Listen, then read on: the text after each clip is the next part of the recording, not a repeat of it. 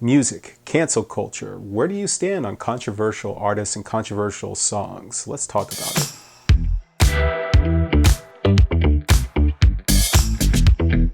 Now, I'm filming this some many months after both Michael Jackson and R. Kelly both hit the news again because of their respective documentaries that had come out.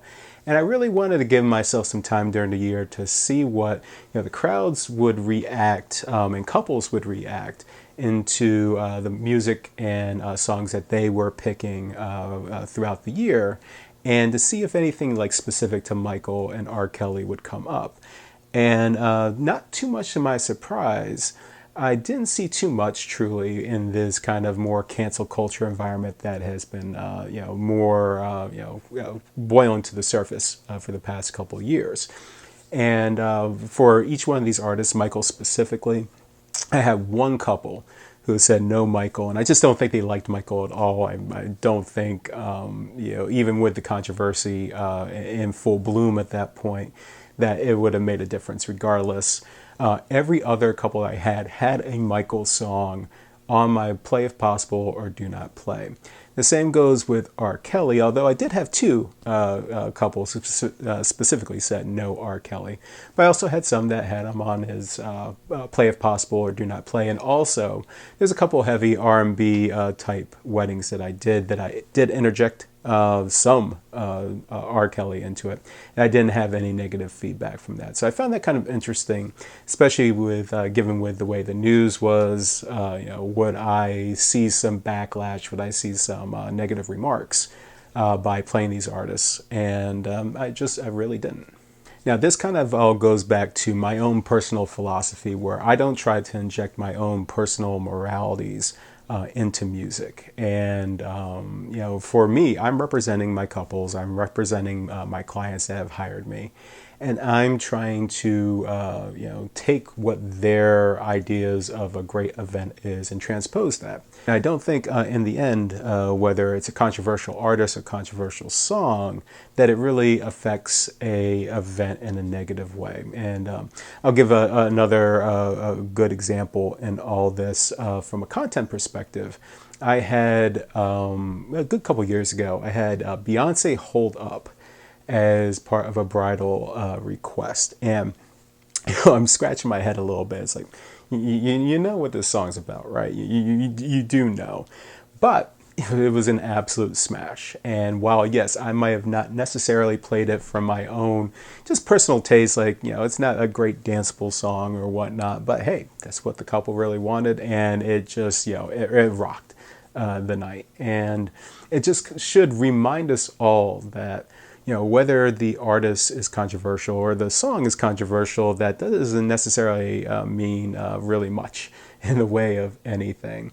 Another great example, from just the content of a song, probably the biggest song to play at a wedding, Michael Jackson, Billie Jean. Illegitimate child. And do you really think that most people really care about that? Now, I will preface that from back in the 90s, I did a wedding. One of the few weddings I did back then.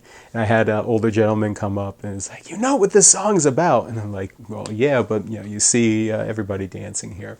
So there was one person that was, slightly offended by the song, but by and large, the crowd was not.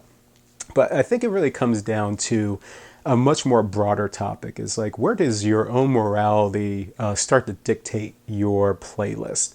Who are we to judge if a specific artist should or should not be played, or a certain song should not be played? And, I do think, of course, we should always use, our personal experiences and judgments to help guide some things, but ultimately it should never override what our clients, our couples, whoever, what their specific wishes are. We just had a Facebook topic just not but a week ago. And they put down, Kanye West, Gold Digger. How could somebody request this for a wedding?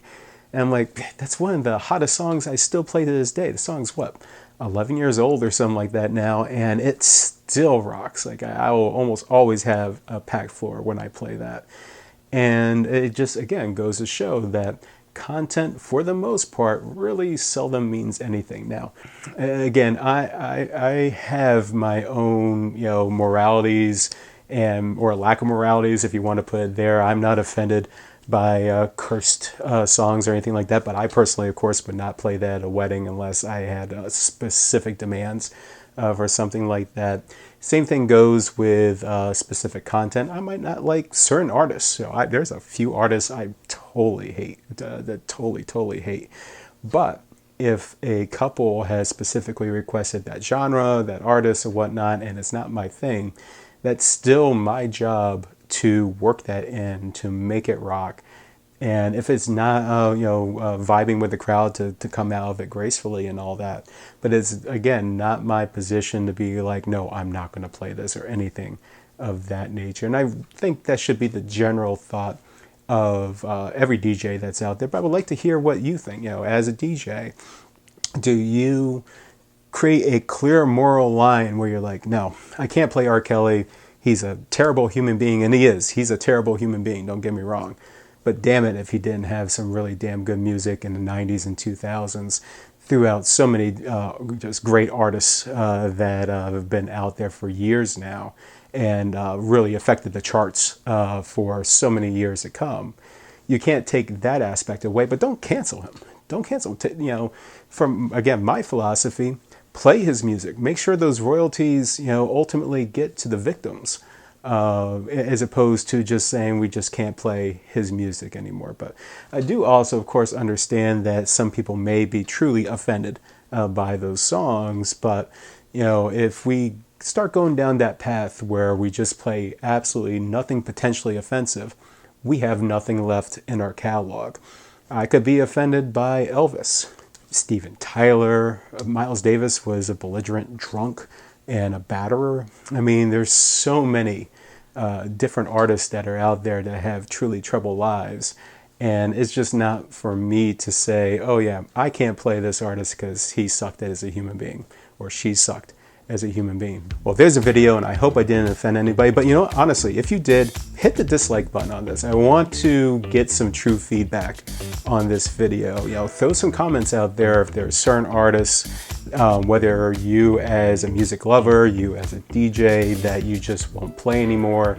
If you have the same philosophy that your own morality doesn't judge music, throw that down there too. Let's make this a lively topic. Make sure, please, hit that subscribe button on this video. Go ahead, head over to my Patreon page if you want to support my all these videos I've been able to put out there. And as always, check out both pariscreative.com and everything else on this channel for more content. I truly hope you like it all.